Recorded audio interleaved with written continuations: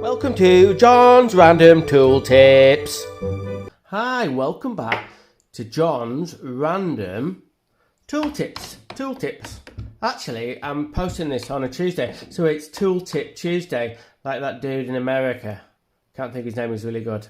Anyway, I'll put a thing in the screen about what the guy's called. Anyway, they're both Makita, sort of mid-level drills, and already I don't like him because Makita to me is teal.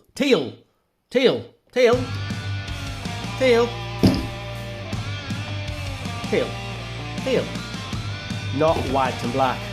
I don't get these white and black. I think it was just like some kind of promotion. I don't know what it was. Okay, first of all, let's look at them both. This is a DHP. It's all worn off a bit, but you'll have to trust me on this one. This is DHP 482. And this is 2018, so it's pretty new.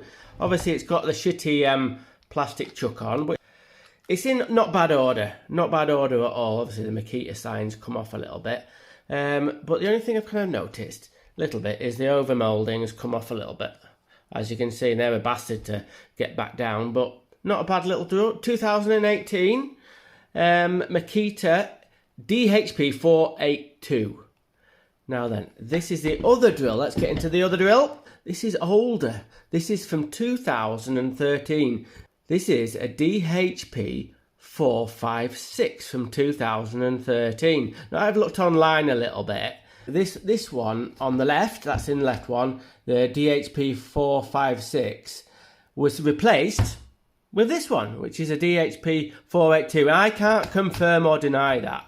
But obviously this is an older one, 2013, and this is 2018. So first of all, the main problem, as it always bloody is their brushes. Well, now this is a good story. This one, the brushes were in actually good order. So what was the problem? And this is a good. I hope this will focus up a little bit closer than normal. I'm gonna get fucking well pissed off. Anyway, we'll try. Alright, no, fuck it. Anyway, you'll have to take my word for it. Anyway, obviously these are the brushes at the back. And someone at some point, fairly recently, had thought, oh, we'll replace the brushes. Good idea. You can breathe a new life into a drill.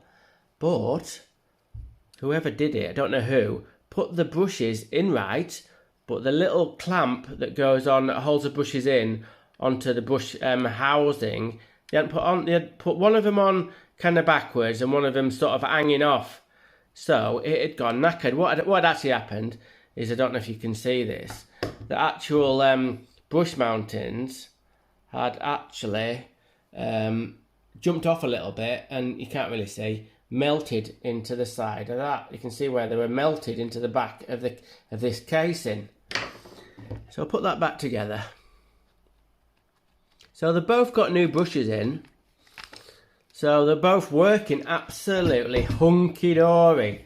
So let's have another look. Let's have another look at this one. It's got a lot of wear in it. A lot of wear on the rubber over moulding. But hang on a minute. This had a hard life, obviously, more than the other one because it's older. But look at the over moulding. Although it's worn, it hasn't come away. I mean, it hasn't come away, not even a little bit. I know it's worn off there a little bit. That's not the different.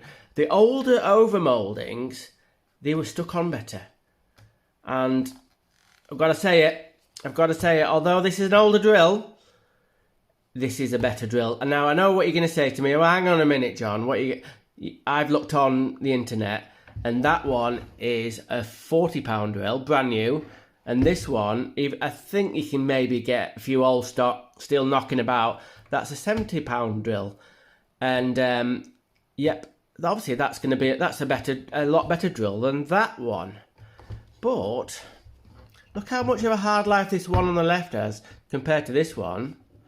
And the over moulding is sort of coming off in various points, especially on the bottom there. So if you ever come across a DHP 456, I'm not shitting yet. This is a fucking awesome drill. It's white and black, this one, but they are really, really good mid-level drills. Obviously, I'm going to give it a bit of a clean up and that. So I've decided I'm keeping this one and we're going to give that one back to the joiner. So to round things up, if you want to replace the brushes on the back of these Makita drills, it's dead easy. Right, I'm going to try and film this without it going too wonky. So I've pulled the little spring. There's a little spring that holds the brushes back, and it has a tiny little notch at the top of the brush housing that you can put the spring. So then what you do is you flick this bit off, and this is the contactors that take the power from the brushes onto the actually back to the battery. So we can take that out, and they should slide really freely in there. But when you put them back together, you've got to make sure that the notch where the little the braided hose is, that's there, just goes nicely on the opposite side of where the actual spring is. So then it's a case, hope you can see this, is clipping this back on, and you've got to push that, and that goes into tiny little indents there, so make sure that's solidly in, and then just make sure you tuck the braided wire just across a little bit. Right, once you've got that back in place, it's just a case of flicking that back over. Let's have a look at this and see if I've fucking done it right. Yes, as you can see, the little spring is back pushing the brushes, and that the actual where the braided cable is that goes onto the contactor, that's the silver bit. It's probably got another fucking name, but I don't know what it is. That sits in a little sort of like a little groove. It clips on really tightly, so you're good to go now. Thanks for watching. Subscribe, unsubscribe, give me a thumbs up, give me a thumbs down, tell me you love me, tell me you hate me, tell your friends and neighbours, tell that weird guy from across the street with the one-eyed dog, tell me anything, but most importantly, let's get involved.